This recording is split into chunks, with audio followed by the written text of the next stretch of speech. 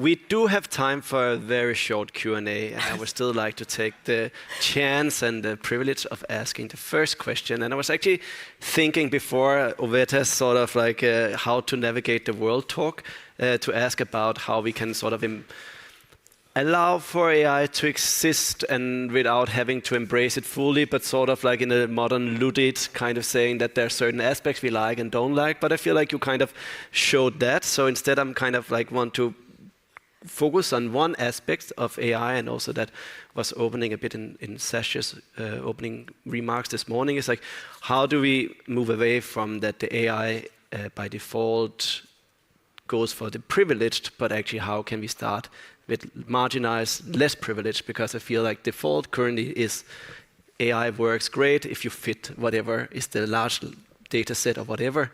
But as soon as you are outside that, you are actually underprivileged. And I feel like it's a little bit, they are marginalized people are then told, oh, you just have to wait and see, and we will train it and we'll learn better, right? And I feel it would be very empathic if we could reverse that. Yeah, I'm going to go ahead. Okay, all of this is designed. So that means it can be redesigned. Okay. And it's really about the creator and the designer. I think having co-participatory design, so if you're in the design field, but I'm really excited by Polynesians using AI to preserve their language, their indigenous language. People in Kenya using AI to preserve their cultural understanding.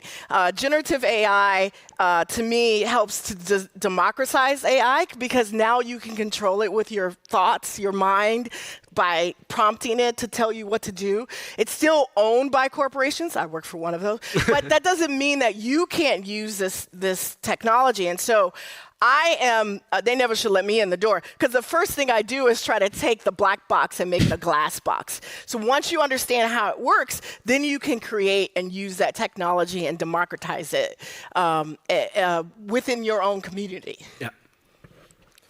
I mean, I completely agree. I think one of the big things I've been focusing on is that black box. And so what we see is that when people don't know how the black box is working, they make assumptions about it. And those assumptions are another opportunity for bias to seep in. So just bias compounding on bias. And so the more that we can get towards transparency about how these systems work, then people can actually lean into the systems and use the systems in the way that best support them.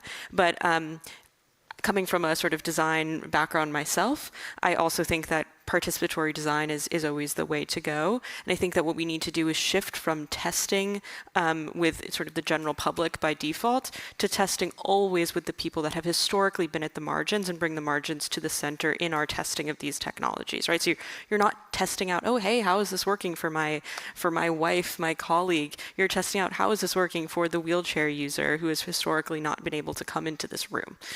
So that's sort of my personal mindset in developing these tools. Yeah, if I should add anything to that, it would perhaps also to, when we talk about medical AI, for example, to properly test it within different communities of its application before putting it into actual work. Because I think that is a very important point that is often tend to be skipped. But otherwise, I could just echo the very important point of seeing the humans in the data, you know, and actually not just talk about AI and technology as something that is separated from humans, but actually see the humans in the technology and in the data, and see that there are no raw data. Yeah, thank you. I'm going to ask you for one question. It has to be a short one. If you have a short question, you may raise your hand. There is one, it's a very short, it's also not so high up, so it's a very promising question. A name and then question. Yeah. Hi, I'm Michael. What can regulators do to improve participation in the way that you're suggesting? Well, I think regulators first need to go to school. I think they need to know the difference between, you know, WhatsApp and Instagram and AI and ML. And when I say go to school, I mean go to school in the communities who are adapting these technologies and using these technologies. I mean, Black Twitter is something to be reckoned with, right? Like, so get in touch with their communities and the concerns that their communities have about these technologies is really good place to start. I think regulators tend to.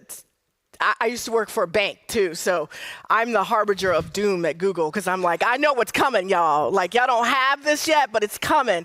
And so regulators tend to kind of like go to the extreme, and I think it might be time for that. Like, it might be time for regulators to take I won't say heavier hand, but at least, not ignore it anymore. Here in Europe, it's much better, I think, than the United States because you guys are focusing on the data privacy side, and the data side is where really the value and gold is. And so the more that we can look at privacy concerns, copyright concerns, data concerns, the better we have a handle on model making and model outcomes. Thank you. Ovetta, Laura, Charlotte.